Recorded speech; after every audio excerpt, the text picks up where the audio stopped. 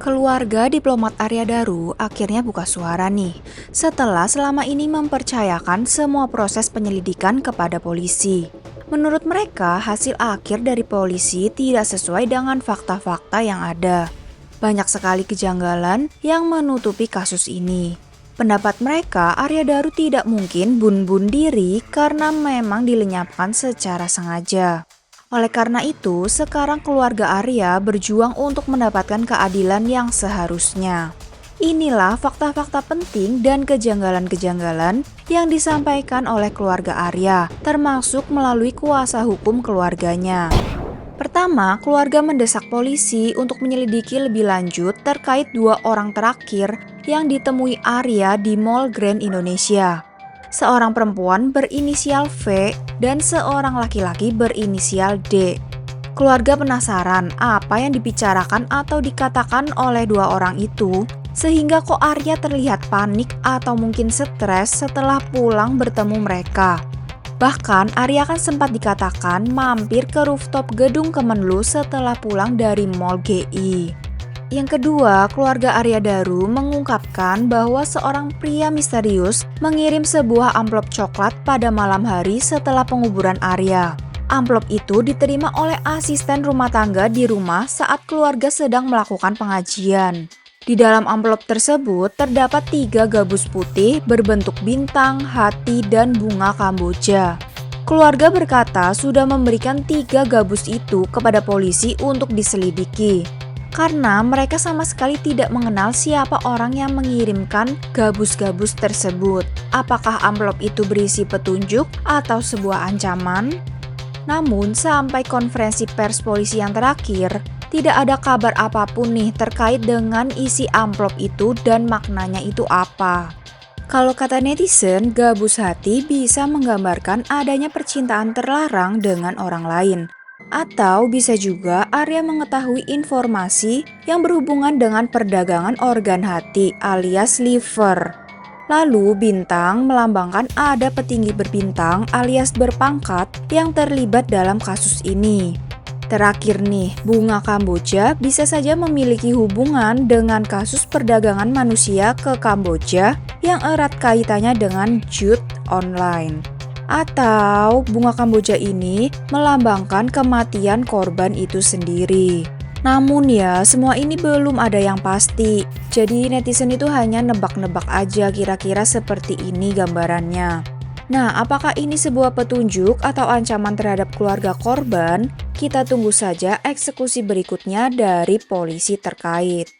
Yang ketiga, keluarga Arya juga menyampaikan ada beberapa orang yang perlu diperiksa lebih lanjut terkait dengan kasus ini, yaitu sopir taksi yang mengantar Arya dari Mall GI ke gedung Kemlu, lalu dari Kemlu ke kosnya.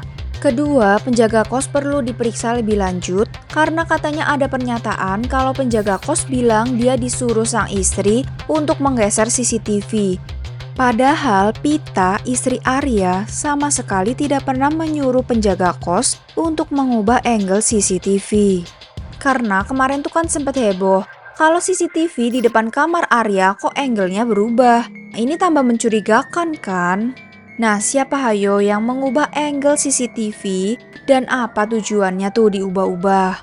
Lalu ada juga kejanggalan soal kunci ganda yang dimiliki penjaga kos. Penjaga kos mengatakan kunci kamar Arya cuma ada 1. Padahal kita bisa lihat pas paginya dia bisa membuka kamar Arya dengan kartu akses atau kunci lain.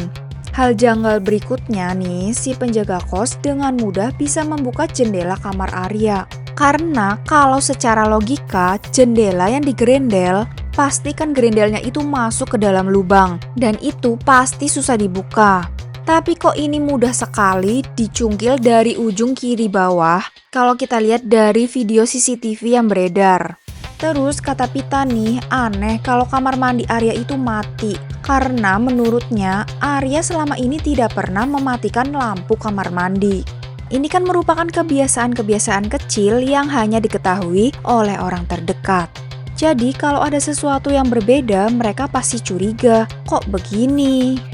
Terus selanjutnya poin kelima, Kata Pita, sang istri, Instagram Arya sempat aktif beberapa saat lalu. Padahal menurut polisi HP-nya itu hilang. Sang istri pun sempat mengirimkan chat WA dan statusnya itu terkirim alias centang 2. Ini pun menjadi misteri besar. Kira-kira di manakah HP Arya itu?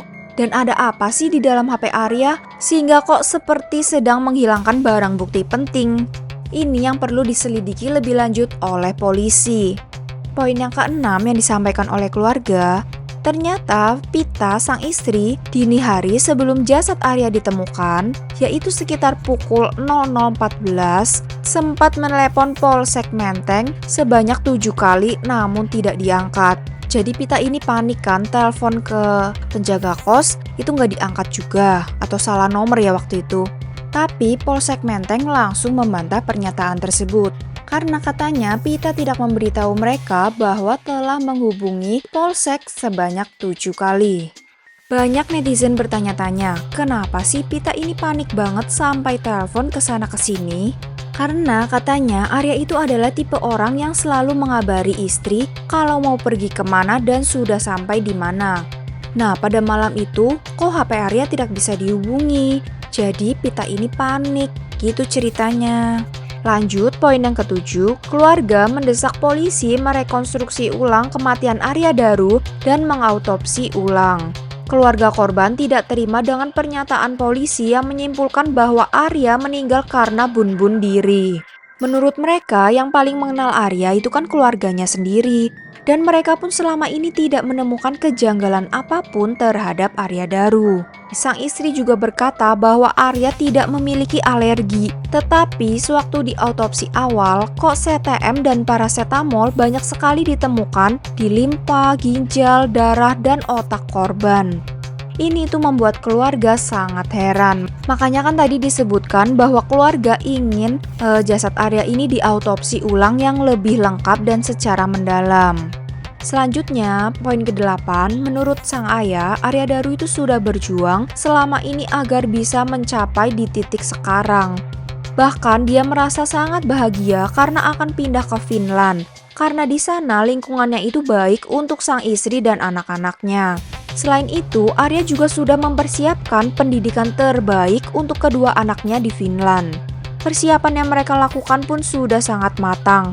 Bahkan semua paspor, termasuk kedua orang tuanya, juga sudah siap semua. Sang ayah menyampaikan bahwa mereka adalah keluarga yang sangat bahagia. Dan Arya merupakan anak yang sangat mandiri dan bertanggung jawab, entah itu untuk keluarganya ataupun di pekerjaannya. Arya pun terkenal merupakan pribadi yang baik dan selama ini tidak memiliki masalah dengan siapapun juga. Jadi keluarga semua itu bertanya-tanya, bagaimana seseorang yang sedang bahagia dan sudah mempersiapkan segala sesuatunya malah di-framing menjadi seorang yang depresi. Masa Arya meninggalkan semuanya itu dengan cara bunuh diri? Sungguh tidak masuk logika dan tidak masuk akal nih menurut mereka. Lalu soal mengapa keluarga baru bicara sekarang, itu karena kemarin-kemarin mereka semua masih sangat syok terhadap apa yang dialami oleh Arya. Jadi mereka itu baru siap membuka mulut sekarang ini setelah semua penyelidikan selesai dan hasilnya tidak sesuai nih dengan apa yang mereka yakini. Mereka ini juga sangat sedih karena Arya ini adalah anak tunggal yang sudah ditunggu lama oleh kedua orang tuanya. Dan sekarang dikatakan juga sang ibu sedang mengalami sakit yang cukup serius. Jadi mereka semua itu masih sangat-sangat terpukul dengan kejadian ini. Semoga dengan adanya suara baru dari keluarga korban, kebenaran akan segera terungkap. Untuk Night People, mari kita dukung dan kawal bersama kasus ini sampai akhirnya keadilan mendatangi keluarga korban, apapun itu bentuknya.